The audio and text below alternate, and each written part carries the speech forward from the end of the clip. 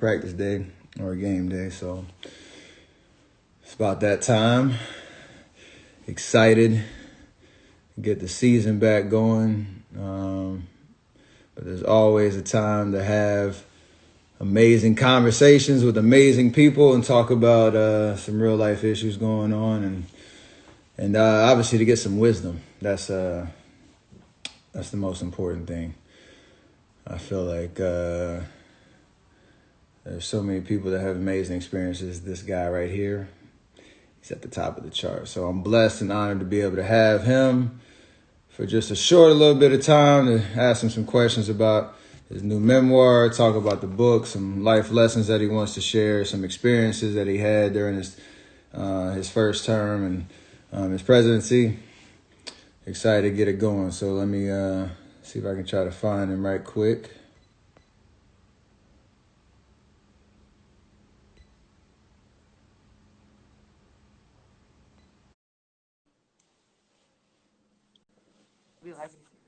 Hey! There he is. I'm tech savvy. I'm just happy we got this connected. I was a little nervous. I think it's fair to say that I had a lot of help. Off camera, I got some support staff that gave me a little assist too, so it's all good. How you doing, man? How's the family? How's Thanksgiving? I'm doing great. Thanksgiving was great. It was a good time. Had a nice small gathering at the house, a little meal Aisha threw down. It was amazing. I know she did. She can throw down. She can throw down. And then I got on a plane that night to head down to Phoenix or to Tucson to participate in the match. Bring that up. Oh, I had to bring it up because I know we've played golf plenty of times before. I know we've been on the same team once. We've been on opposite teams. I think I played a lot better when I was with you than I did with Peyton. Let's just put it that way.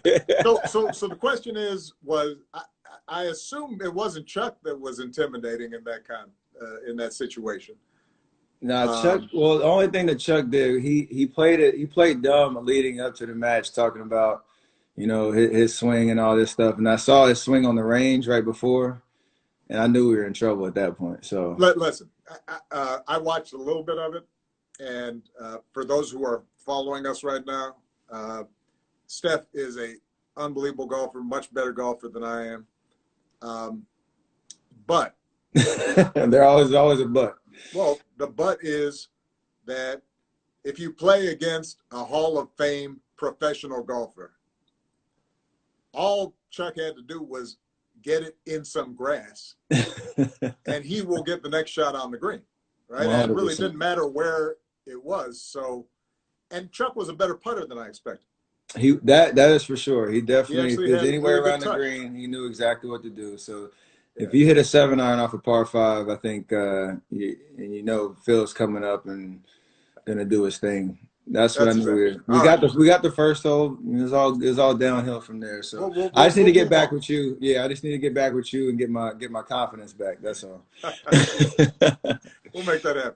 Absolutely. I appreciate you taking some time to talk to me. I know you're a busy man. I know you have a lot going on and a lot of wisdom to share with a lot of different people. But obviously, I got this little amazing piece of work back here, and I know you have a lot of experiences and part of your journey to share. So I kind of wanted to kind of take a little step by step and some of the themes that are important to you that you want to share with the people through your book and obviously through this IG. So, speaking of like the pressures that we all feel like we face, I know as fathers, whatever career path you've chosen, trying to provide for your family, there's always that balance of pressure, right? Between finding success in your career versus, being there, being present with your family.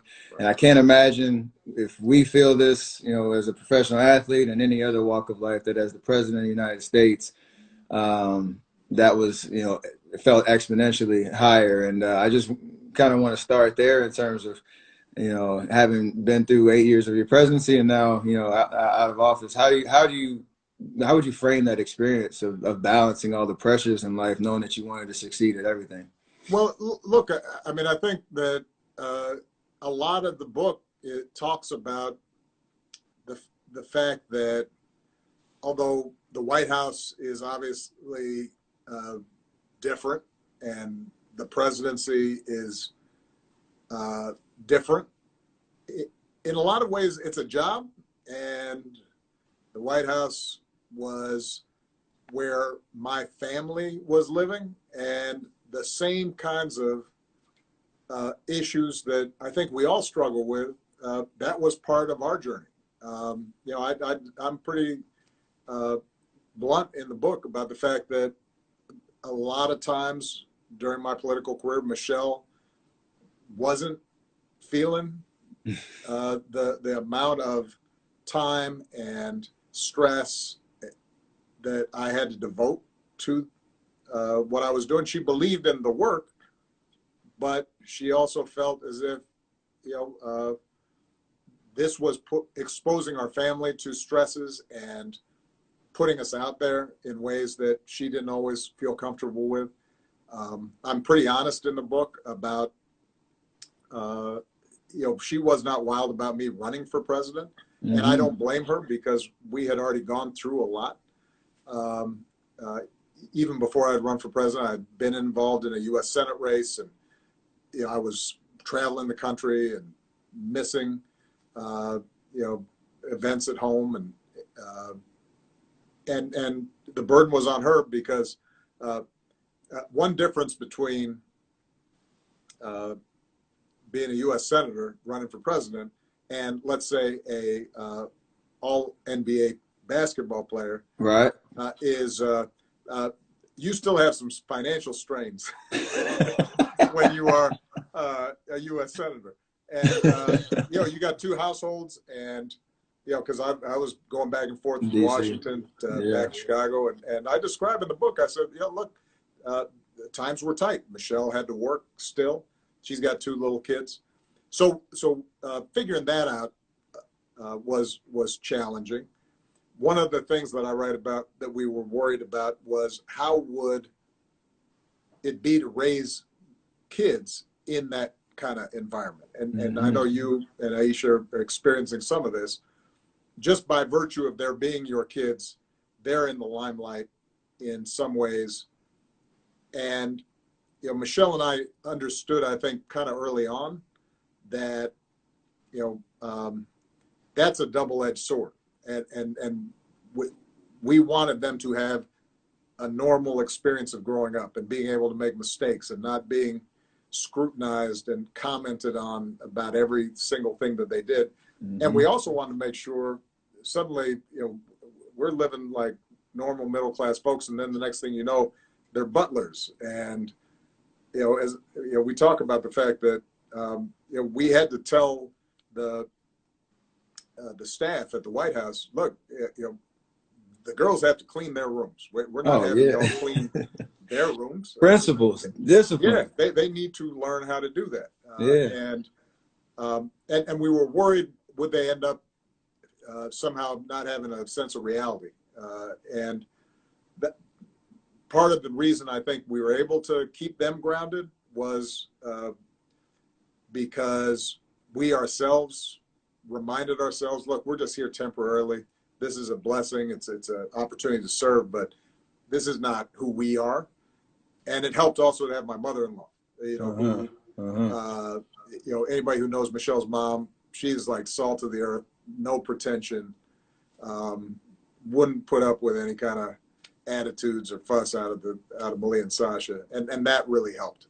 And I'm sure you guys with your, you know, grandparents can be lifesavers. They can. They have been in our experience for sure. Absolutely. Especially when they carry the same temperament and perspective as you, in terms of not getting too big headed. Like, you have the highest, you know, office in the land, and that can mean a lot of great things. But your kids don't have. They don't have that. That's my mother-in-law literally said that to Malia and Sasha. They were acting up one time, and she looked at him and she said, y'all do understand you haven't done nothing. Y'all are just along for the ride. It's real talk, though. Yeah, I mean, you know, if you get elected president someday, maybe you can tell me what to do. Yeah, but not now. Go do your homework. I know as like a father, you have a sense of, leadership and you need to direct and make those tough decisions. And obviously, you and Michelle battling through the ups and the downs together. But in terms of like the leadership perspective, obviously you're also accountable for a staff and Right. an administration that is looking, at you for guidance and leadership. Right. And I'm not. They can't compare, me in my locker room to the White House. But in terms of the position I'm in and being the oldest guy in the locker room and having You leaned are into that leadership, you're an old man. I didn't say all that. I just said I'm the oldest. That can mean that I'm a young old. So in terms of leaning into that leadership and mentorship Yeah. side, are there any examples of where that materialized for during your first term, Yeah. and some tough decisions or some ways that you leaned into that role as the Yeah. president? Well, one mistake I think a lot of people make is to think that you're just either born a leader or you're not. When in fact, leadership is like anything else. It's a skill, Mm-hmm. and there are a bunch of different ways to do it. I've known people who were great leaders, but were really soft spoken, and weren't always trying to seek attention. I think that the thing I try to communicate in the book, and I learned this. I wasn't always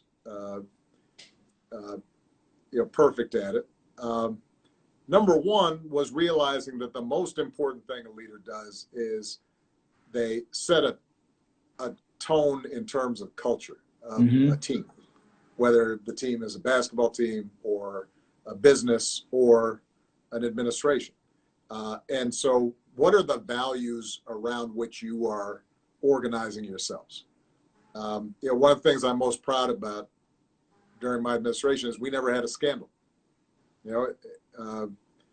And the reason was that, I felt it was really important, if you have been elected to serve people, that's why you're there. And Mm-hmm. we were very clear to everybody who was serving, look, if you're here because of something other than service, then this is probably not a good fit for you.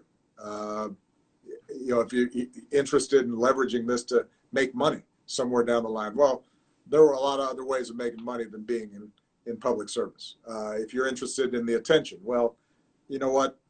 Right now, we got a job to do. So I think being clear about what your values are as an organization, that's part of leadership. The second thing, and this I know you can relate to, because there's a direct analogy in basketball or any team sport, is figuring out how do you help the people around you succeed. Oh, right? absolutely. And so one of the things I learned in the White House and in my campaign, I'll use a campaign story as a better example. I would not have won the presidency if I had not won Iowa. Mm-hmm. Because that was the first big test, the first state where you have an election contest back in 2007, 2008. And, it was 98% white, a lot of rural voters. People didn't think that somebody of my profile could win that state. And the reason we won is not because I was the best candidate. The reason we won was because I trusted this amazing staff who knew Iowa, who were great organizers. They in turn hired a bunch of young people, many of them fresh out of college or had didn't have a huge lot of experience, but we trusted them to go into these little towns, talk about what we were about, talk about healthcare and jobs, but also listen to people, find out what they believed in, what they cared about. And at the end of the day, the reason I won was because we had empowered this whole team of people to go out, and they made relationships and figured out what our message should be and brought people to the polls. or in that case, the caucuses. And I think that's the second thing about leadership that I always try to emphasize. If you can figure out how to empower the other folks on your team, so they're doing great, that's good for you. And by the way, they'll feel good about your leadership because they're seeing that you're invested in their success. And I think, the mistake a lot of folks make is to think being a leader is, how do I dominate and stay on top of other folks? Right. And if you have that kind of approach, your organization, whatever it is not going to be as good as it should be. And by the way, you're not going to have the same, tight bonds, so that when inevitably something goes wrong, you got other people to pick each other up. 100%. You said surrounding yourself with good people that have similar mindset in terms of what is the ultimate goal, and to your point, the opportunity to have that shared experience of success, and it's not being all about you is I got some construction going on around here, so hopefully you can still hear me. That's all right. I can hear you fine. But that's important. I feel like every time you see us on the floor celebrating championships, and even if you don't win, there's still that respect of the people that's from your right and your left that you get to go to war with. When they look at the top and they can see that authentic approach that you just mentioned around.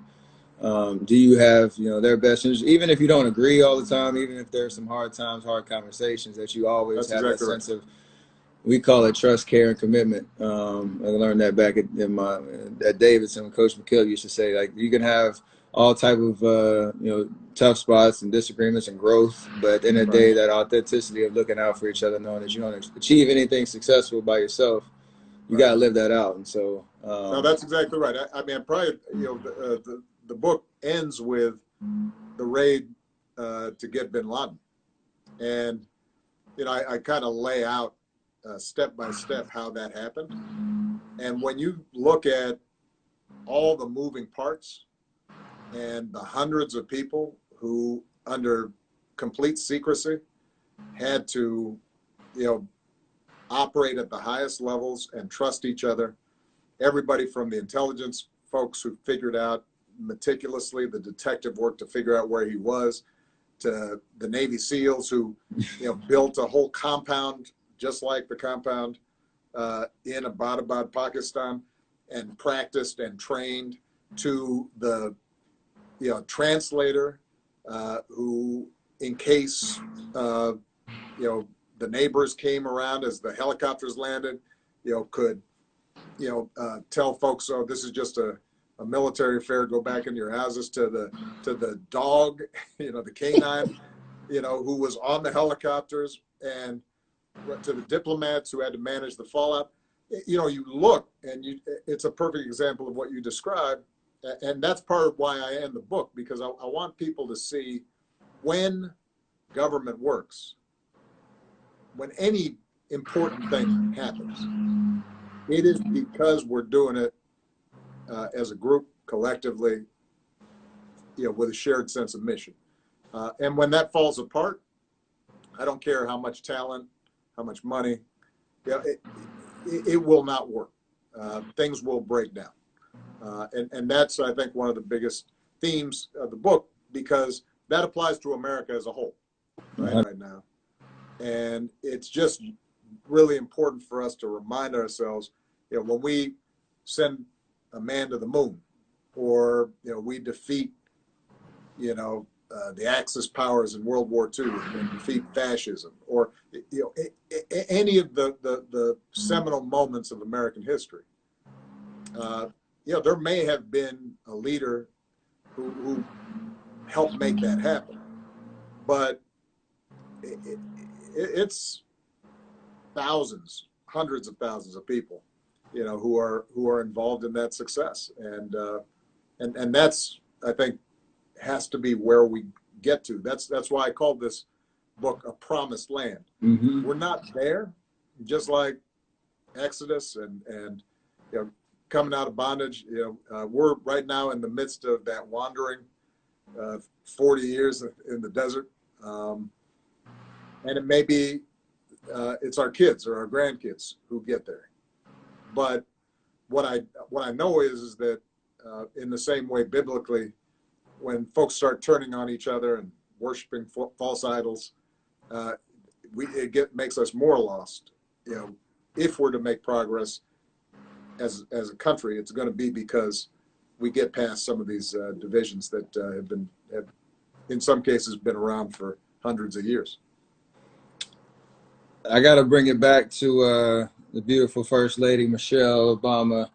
I know everybody sees, you know, the polished product when you come out to give your speeches, or when you know, you have that stature about you. I always have this kind of imagination that right before you come out, like you and Michelle just had some real serious conversation. She gave you some good wisdom right before you turn the corner, because that's my experience with Aisha. That's what I know. She keeps it real and always kind of there's a little gem of some kind of you know, idea that I watched the way that you presented yourself.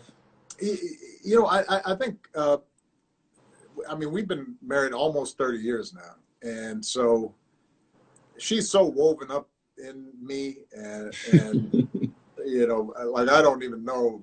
Well, you know, did I used to be like that, or right? You know, has she just been training me all this time? So now I'm this way. It's interesting, though. A lot of times with Michelle, in really stressful moments, the thing that she's really good at is actually making me laugh. Like I write about how right before the Democratic National Convention speech in 2004, which, you know, I'm doing the math real quickly, but I guess you were, what, in 8th grade or something, ninth grade, whatever that was, right? So you don't remember this, but this was my first big national speech. It was really kind of the coming out party nationally, so it was a big deal. And it was sort of a surprise that I had been selected. I wasn't even in the Senate yet. I was still in the state legislature. It was very rare for somebody like me to get this, you know, millions of viewers. And so I'd written this speech, and I knew it was good, but, you know, I'm you know, feeling a little bit like, man, you know, I wonder how this is going to go. Right. So, you know, she comes up, you know, I'm about to be announced, you know, and she comes up to me and she looks at me, she squeezes my hand, and you know, she leans over real close, and she says, "Honey, don't screw it up." and I start cracking up, right? And that was perfect. That's what I needed. Right. You know, if she had said, "Oh, honey, I'm so proud of you," or, you know, I would have still been a wreck. But right, when she said it like that, you know, then got you out your own way. And that was exactly what was needed. So, look, she's been such a powerful partner for me in so many ways. The most important things she's done that helped me become a better president was reminding me of my other responsibilities. Because, you know, her insisting that I was going to be home for dinner at 6:30. You know, her attitude was, look, you know, we're starting dinner because I'm not going to have these girls waiting for you and wondering is Daddy. Dinner's served at 6:30. I would advise you to be home at 6:30. And so I just set up my schedule so that no matter how busy I was, unless there was a genuine emergency, I was home at 6:30, had dinner, you know, read to the girls, helped them with their homework. And then if I had to go back to the office to do the work, you know, obviously I had the advantage. I was living above the store, so I didn't have to commute. But, you know, her anger that way, that actually made me a better president because it reminded me, all right, this is what families around the country are looking for. How can they spend time with their families? How can their kids live a good life? And so it you know, was a continuous sense of focusing on what's important. And that made me, I think, a more compassionate, more effective president. And the other thing that I think she did, you know, she teases me because I'm more the, she calls me the fact guy, you know, that like, I always got facts in my head, and I'm Oh, always, I'm trying to solve everything. yeah. And I'm constantly, you know, reading stuff and analyzing, and I got data, and uh, and, you know, she understands the world more emotionally. Uh-huh. And I think that there were times during my presidency where I had gotten the policy right. I had figured out, all right, this is how we're going to get healthcare done, or, you know, this is what we need to do to, you know, deal with climate change, or, but I was communicating to the public in such a kind of dry way that people were, they just couldn't connect. Mm-hmm. And it was interesting. During the campaign, I was telling stories and connecting with people. But once you know, I'm in the White House, all right, now I got to be serious all the time. And, you know, I've got to have these formal press conferences, and I've got to give all these statistics. And she was always good about saying, hey, man, you know, why don't you tell a story that people can relate to? Why don't you, instead of having a formal press conference, why don't you do something fun that people might actually want to watch, right? You know, Did she and tell you to come on this IG? Is that absolutely, what... you know, but that kind of,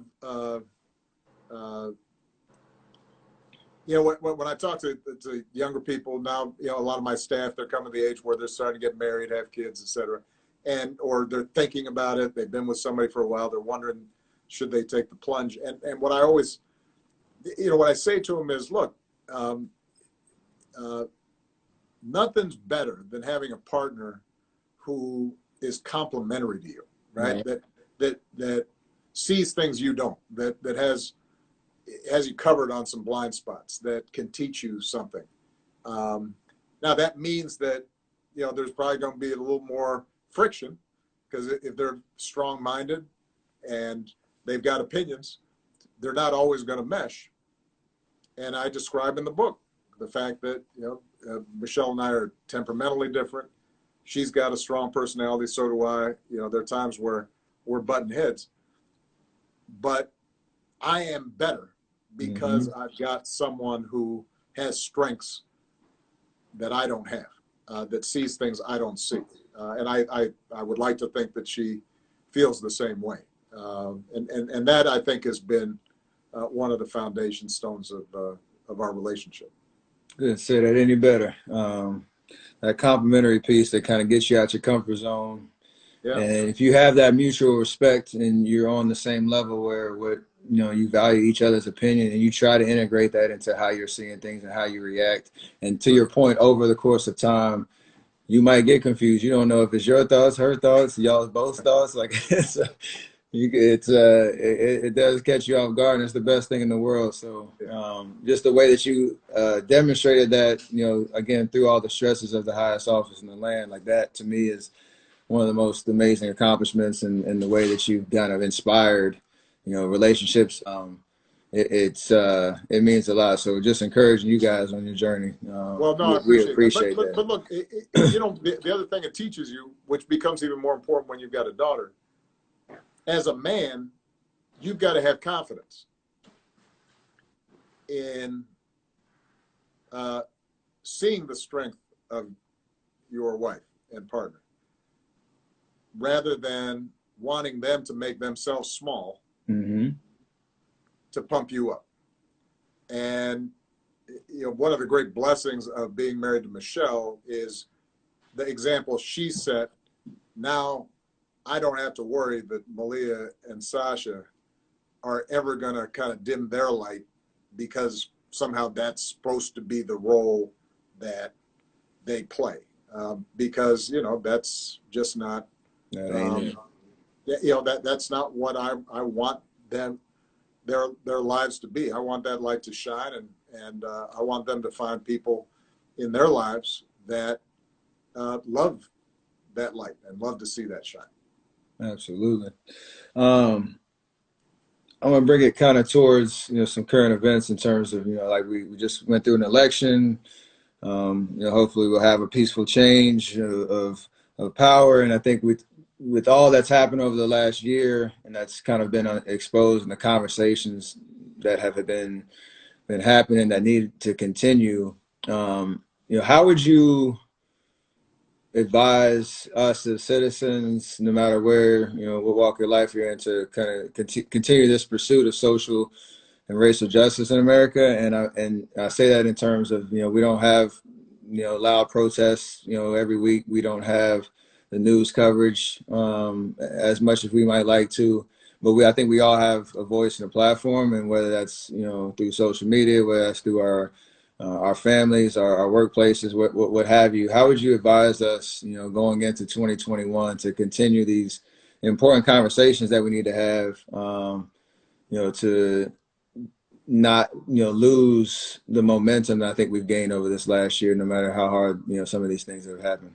Well, look, it's something I spend a lot of time thinking about, and I write in the book about how after my election, and I saw this coming, and I was worried about it. I think there were a lot of people who felt like, "Whoo, we're done." Right. Barack's in office now.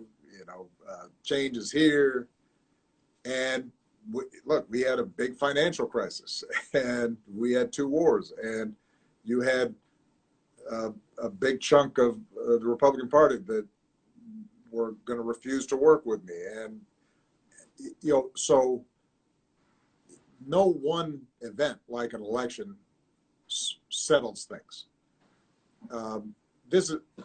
Democracy is this constant process, and you're never done.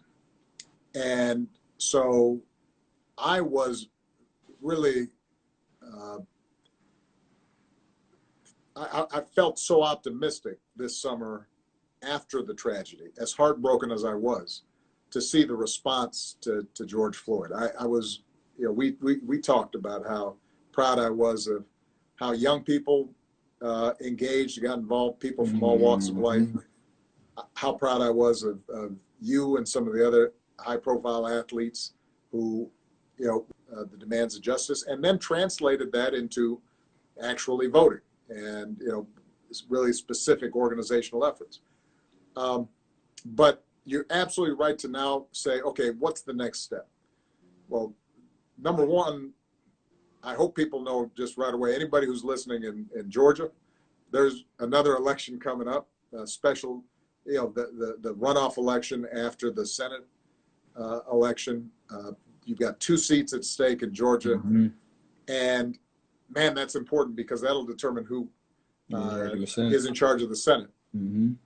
And anything that Joe Biden and Kamala Harris want to do has to go through Congress. It has to go through the Senate. And if we are able to win those 2 seats with people who want to pursue voting rights legislation or criminal justice reform legislation, that is important. So pay attention to that. Make sure you're registered and make sure you vote. The other thing that I've spoken about a lot, and you're absolutely right to say everybody can be involved in this, is so much of the change people aspire to after the George Floyd tragedy happens at the local level and not the federal level. And so the mayor of cities appoints typically the police chief. There may be an elected school board and they have meetings. There are negotiations between the police and City Hall about what does their contract look like and how are police held or not held accountable. How are the district attorneys or state's attorneys approaching cases and how do they think about diversion, for example, of nonviolent drug offenses and treatment and education as opposed to incarceration. A lot of that stuff is happening at the local level.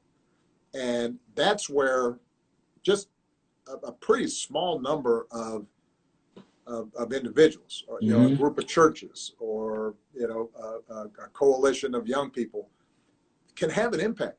You know, it's harder sometimes to affect what happens in Washington, but in your local community, you can actually show up at these meetings and ask questions and promote this kind of work. And one of the things that we're doing with, you know, My Brother's Keeper, which, you know, you and Aisha supported, you know, our goal, and we started after the Trayvon Martin death as a response to make sure that we're getting to some of the root causes of racism and structural injustice. You know, one of the things that a lot of these MBK communities have focused on is, you know, putting together handbooks and manuals and training programs and policy recommendations for cities.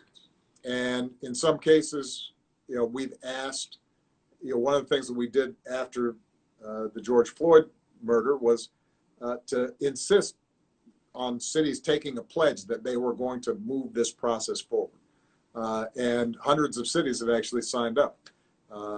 And so that's one way, if people are looking for ways to plug in, they can go to, you know, Obamaorg, sign up to see if there's a My Brother's Keeper community in their area. If not, you can start one, but that's a place where you can immediately start getting information about concrete actions we can take to reform and improve the system.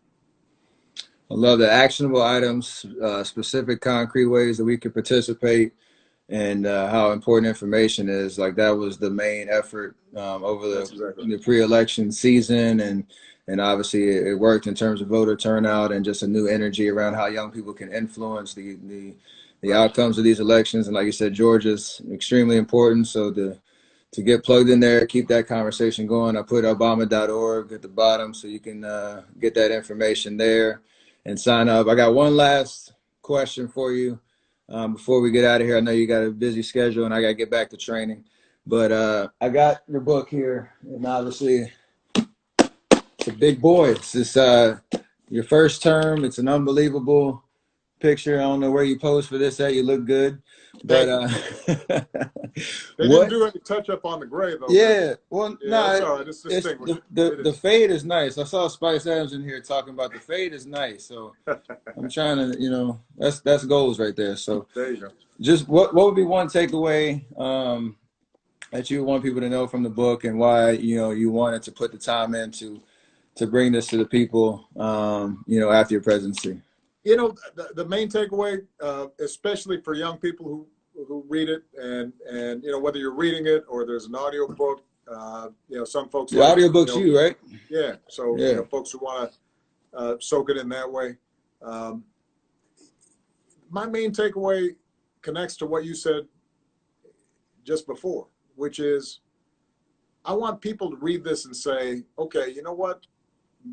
Actually, I have a better sense now of how our government works. I have a better sense of how the world operates, how power operates, how decisions get made that influence the world around me. And my voice, my ability to impact that is more significant than I thought. Part of the reason that I wrote this, you know, tracking my journey as a young man through the presidency, was so that people would look at it and say, oh, you know, well, he's smart, but, you know, he's not a rocket scientist. He's not Einstein. You know, he's, you know, he's a good speaker, but, you know, he wasn't always a good speaker. You know, yeah, he obviously had some talent, but man, he made a lot of mistakes, and, you know, he had some stuff that wasn't working out for him, and he was disappointed and stumbled and sometimes got embarrassed, you know, in public. You know, I write about how, you know, first couple of debates I was in, man, I would stumble through my answer, and you know, the buzzer would go off. Like, I was halfway through my answer, you know, I was terrible. And so the reason I want folks to see that is so that if you're coming up and you want to do something, whether it's around criminal justice reform, or it's around climate change, or it's around, inequality, or kids getting a better education, whatever it is, I want folks to read this and say, I can do that. Now, you may not end up being president. You may not want to. Right. You may not run for public office. But what I want people to be able to see is this idea of government of, by, and for the people. It actually can happen if you get involved. Right. The reason that, so much of our public life is governed by, or at least seems to be governed by, greed and power and, cynicism and, folks want to take advantage of other people, is so often because the rest of us just sit back. Because we kind of think like, well, I can't make a difference. I can't do anything about that. And the more cynical we get, the less involved we get. And then the more disappointed we are in the outcomes. And it gets to be a vicious circle. And what I want to communicate is, look, put yourself out there, get in the arena, right? Take your shot. And yeah, it's not going to be perfect, and you won't get everything out of it that you want, but you will have more power than you understand if you just let it let it show, and take some risks. And so you know a little bit about something about take the shot, yeah, right? Well, I was gonna end with that, because I know our season's starting up, and we all saw the video. We all saw, the ratchet that you got. We saw the effortless. I'm lefty right now. The effortless motion. I just want to know, can I borrow? That's what I do. That's what I do. Can I borrow that? Did you notice, by the way, that I wasn't sure with the mask on that everybody had properly heard me. I had to pull it down and repeat it. You gotta let them know. Listen. Then you hit him with the Larry Bird, put the finger up as you walked out. I know. Yeah, just let them know. Look, the best thing about that chat, I got the dish, I got the feed from Joe Biden's granddaughter, Maisie Biden. You can't make this stuff up, man. Who she was campaigning with her granddad, and she was one of Sasha's best friends. And I had coached her in rec league when she was 8, and she was like the LeBron James of the league. I mean, she was really good. And so she was just out there. We were in the gym and we were just shooting. And so just as I was walking out, I said, "Maisie," she gave me time, on target pass. Well, and it just goes to show, it all comes full circle, Absolutely. We're not gonna have any fans in the gym, so you're probably gonna hear me yell it on the court. I'm looking forward to. I'm expecting it now. All right, brother. Listen, I can't wait for the season. Give Clay my love. Absolutely, and respect. I appreciate that. I can only imagine what he's going through, but good luck, and give all my love from Michelle and the girls to Aisha and the kids, and your mom and dad. Absolutely, I appreciate you. I appreciate your time. Looking forward to everybody digging into a promised land. We're always grateful for you, so we appreciate you. All right, appreciate you. Yes, sir.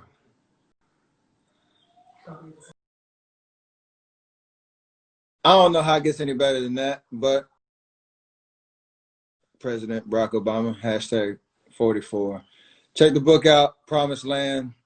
The audio book, somebody said on here, it's like Barack's telling me a nighttime story as I go to bed every night. That's not a bad vibe, but appreciate y'all tuning in. It's obviously a great read from an amazing mind who has amazing experiences. Check out Obama.org for all the information on how you can get active, stay active, keep the conversations going. I'm back to training camp. Let's go. Season's coming up soon. Appreciate all y'all tuning in. Let's get it done. Keep changing the game for good. You heard? All right.